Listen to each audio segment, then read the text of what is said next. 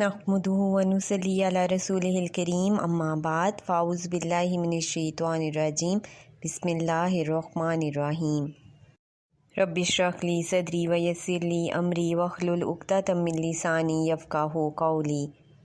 Rabbi ज़िदनी इल्मा अल्लाहुम्मा फ़क़िहना फ़िद्दीन। अस्सलामु अलैकुम व रहमतुल्लाहि व बरकातुहू।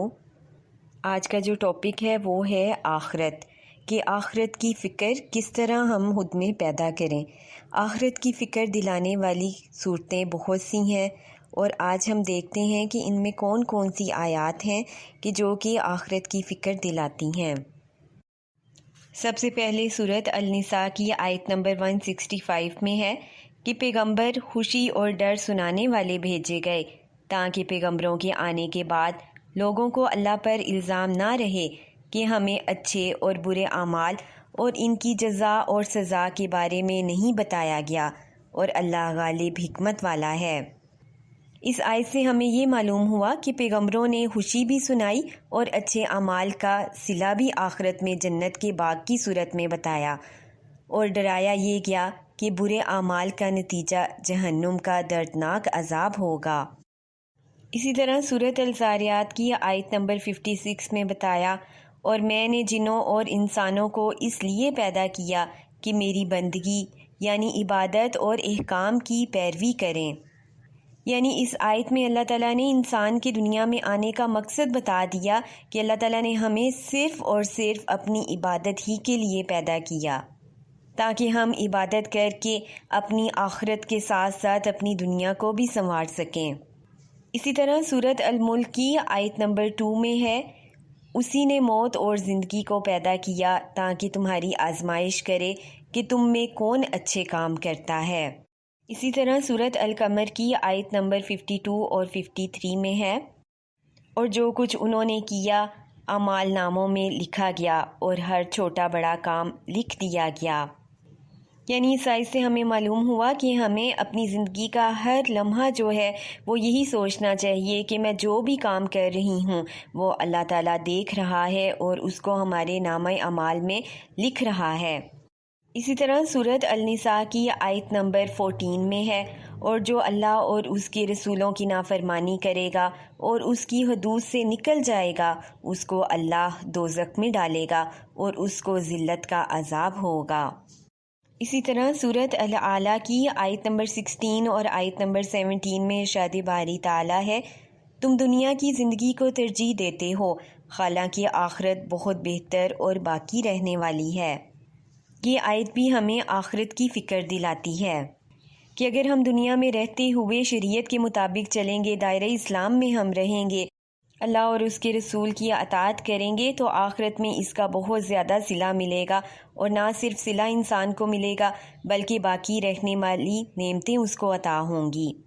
इसी तरह कुरान पाक की बहुत सी सूरतों से हमें ये भी मालूम होता है कि जिसमें अल्लाह ताला ने बारहा इंसान को आगाह किया कि दुनिया की ज़िंदगी को अगर तुम फ़ोकियत दोगे तो तुम्हारा ठिकाना सिर्फ़ और सिर्फ जहन्नुम है। इसी तरह सूरत ज़ारियात की आयत नंबर 37 से 39 में है, तो जिसने सरकशी की और दुनिया की ज़िंदगी को फ़ोकियत दी उसका ठिकाना दोज़ख है। अब इस आयत से हमें ये मालूम हुआ कि दुनिया की ज़िंदगी को फ़ोकियत इतनी ज़्यादा ना दी जाए, इतना ज़्यादा दुनिया में मगन ना हो जाया जाए कि इंसान अपनी इबादत से गाफिल हो जाए, बल्कि अल्लाह ताला ने जो इंसान को नेमतें दी हुई हैं उससे भी वो फ़ायदा हासिल करे, उनका सही इस्तेमाल करे, अल्लाह का शुक्र अदा करे। तो ये नेमतें भी दुनियावी नेमतें जो अल्लाह ताला ने अता की हुई हैं ये आखिरत में उसके दर्जात बुलंद होने का बाइस बन सकती हैं। लेकिन अगर इन्हीं नेमतों का गलत इस्तेमाल किया जाए तो उसका ठिकाना सिर्फ़ और सिर्फ दोज़ख है। इसी तरह सूरत अल-हज की आयत नंबर 47 भी हमें आखिरत की फ़िक्र दिलाती है। इरशाद बारी ताला है, और तेरे रब के हाँ एक दिन 1000 बरस के बराबर होता है जो तुम गिनते हो। इस आयत से हमें ये मालूम हुआ कि देखिए दुनिया की ज़िंदगी इस कदर मुख्तसर है कि अगर कोई शख्स दुनिया में 100 साल भी ज़िंदा रहे तो वो आखिरत के एक दिन का 10वां हिस्सा यानी 2 घंटे और 24 मिनट दुनिया में रहा। इसलिए दुनिया के मुकाबले में आखिरत को ज़्यादा तरजीह देनी चाहिए, इसकी ज़्यादा फ़िक्र होनी चाहिए। اسی طرح سورۃ الہود کی آیت نمبر 15 اور 16 میں ہے، جو کوئی دنیا کی زندگی اور اس کی زینت چاہے، ہم ان کے اچھے اعمال کا بدلہ ان کو دنیا میں ہی دے دیں گے اور اس میں ان کی کوئی حق تلفی نہیں ہوگی۔ یہ وہ لوگ ہیں جن کے واسطے آخرت میں آگ کے سوا کچھ نہیں، اور جو عمل انہوں نے یہاں کیے سب برباد ہوئے، اور جو نیکیاں کمائی تھیں ضائع ہو گئیں، آخرت کے لیے کچھ باقی نہیں بچا ان کے پاس۔ اس آیت سے ہمیں یہ معلوم ہوا کہ جہاں پر ہم دنیاوی نعمتیں اللہ تعالیٰ سے مانگتے ہیں، وہاں پر آخرت کی بھی فکر کرتے ہوئے آخرت کی بھلائی بھی مانگی جائے، اور اللہ تعالیٰ سے جنت کا سوال کیا جائے، جنت الفردوس کا سوال کیا جائے، اور جہنم کے آگ سے پناہ حاصل کی جائے، اور زیادہ سے زیادہ عبادت کی اللہ سے توفیق مانگی جائے۔ یہاں تک کہ اگر ہم اپنی صحت کے لیے بھی دعا کرتے ہیں تو اللہ تعالیٰ سے ہمیشہ یہ دعا کریں کہ اللہ تعالیٰ مجھے صحت تو عطا فرما، تاکہ میں زیادہ سے زیادہ اپنی آخرت کے لیے سامان اکٹھا کر سکوں،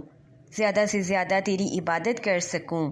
اور اگر انسان مال کی خواہش کرتا ہے تو وہ مال اس لیے اللہ تعالیٰ سے مانگے تاکہ وہ زیادہ سے زیادہ دین کے کاموں میں اس کو خرچ کر سکے، صدقہ و خیرات کر سکے۔ اسی طرح سورۃ الیونس کی آیت نمبر 7 اور 8 میں ارشاد باری تعالیٰ ہے، بے شک وہ جو ہمارے ملنے کی امید نہیں رکھتے اور دنیا کی زندگی پسند کر بیٹھے اور اس پر مطمئن ہو گئے، اور وہ جو ہماری آیتوں سے غافل ہیں، ان کا ٹھکانہ دوزخ ہے، بدلہ اس کا وہ جو اللہ کی نافرمانی کر کے کماتے تھے۔ اسی طرح سورۃ التحریم کی آیت نمبر 6 میں ارشاد باری تعالیٰ ہے، اے ایمان والو، اپنے آپ کو اور اپنے اہل و عیال کو جہنم کی اس آگ سے بچاؤ جس کا ایندھن آدمی اور پتھر ہیں۔ اس آیت میں دیکھیں کہ جو کنبے کا سربراہ ہے اس کی ذمہ داری اللہ تعالیٰ نے بتا دی ہے کہ اپنے بیوی بچوں تک اللہ تعالیٰ کا پیغام پہنچائے اور ان کو نیک عمل کرنے کی ترغیب دے۔ جہنم کی آگ اس قدر تیز ہے کہ اس میں پتھر بھی جلے گا اور ایندھن کا کام بھی وہ دے گا۔ اس میں یہ بتایا گیا کہ گھر کے جو بزرگ ہیں صرف وہ نہ خود عبادت کرتے جائیں بلکہ اپنے بچوں کو بھی اس کی ترغیب دلائیں،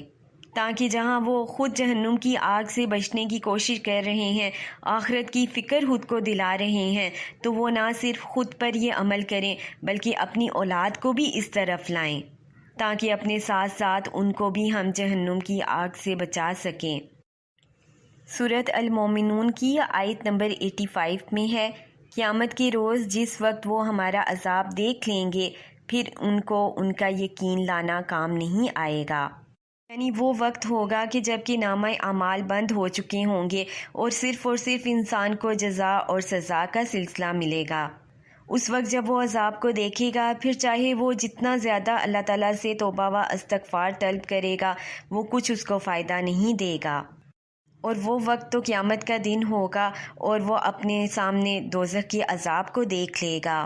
جو کہ دھاڑے مار مار کر اپنی طرف اس کو پکار رہی ہوگی۔ اس لیے انسان کو چاہیے کہ ہر وقت فکر آخرت وہ رکھے،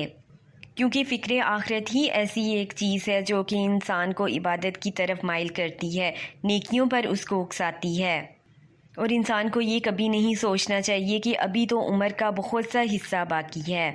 ابھی تو عبادت کرنے میں بہت سا وقت ہے، نمازیں پوری ہو جائیں گی، عبادت ہو جائے گی، حج ہو جائے گا۔ انسان کو یہ سوچنا چاہیے کہ ابھی یہ میرے پاس جو وقت ہے یہ بہت اللہ تعالیٰ کی ایک نعمت ہے، غنیمت اس کو جانے، اور اپنے وقت کو زیادہ سے زیادہ عبادت میں صرف کرے، کیونکہ زندگی کا کوئی پتہ نہیں کون سا لمحہ جو ہے انسان کا آخری لمحہ بن جائے اور صرف پچھتاوے کے علاوہ کچھ باقی نہ رہے۔ اور ہمیں چاہیے کہ اپنی زندگی میں ہم قرآن کو اہمیت دیں، قرآن کی تفسیر پر غور و فکر کریں، اپنی تجوید کی طرف دھیان دیں، کیونکہ سورۃ الحشر کی آیت نمبر 21 میں ہمیں معلوم ہوتا ہے کہ جس میں ارشاد باری تعالیٰ ہے، اگر ہم یہ قرآن کسی پہاڑ پر نازل کرتے تو تم دیکھتے کہ اللہ کے خوف سے وہ دب جاتا، پھٹ جاتا، اور ہم یہ مثالیں لوگوں کو سناتے ہیں تاکہ وہ فکر کریں۔ اب دیکھیں کہ اس آیت سے ہمیں معلوم ہوتا ہے کہ قرآن کی کس قدر فضیلت و اہمیت ہے، اور اس کو ہم معمولی جانتے ہیں، اس کی تعلیم کو ہم معمولی جانتے ہیں۔